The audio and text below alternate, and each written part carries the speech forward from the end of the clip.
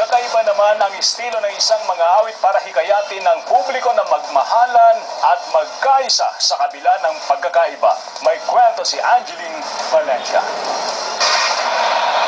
Agaw pansin ang lalaking ito na nakapiring sa Session Road. Sa tabi niya ang mga katagang Do You Trust Me? Hug Me.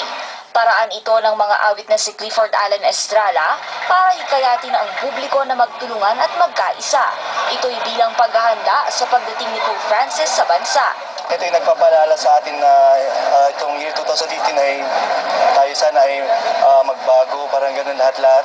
Then, syempre, dedicate ko rin ito sa lahat mga Christian leaders. May mga yumakap sa kanyang mag-aaral, mga bata, misyonaryo at banyaga. Filipinos are very friendly and accommodating.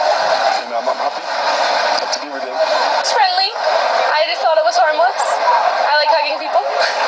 Si Leia, namimiss ang kapatid na lalaki na nasa ibang bansa, kaya yumakap din. Wala naman, parang hap lang ng isang brother, ganun. Kasi ako, malapit ako sa brother ko.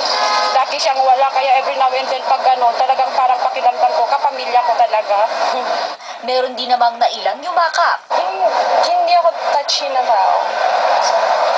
Hindi talaga. Ginawa na ito ni Clifford sa Palawan at Cebu. Plano rin niya itong gawin sa La Union. Parang ang feeling ko pag ganitong itsura ko, tapos hindi ko kilala yung mga nag-hug sa akin.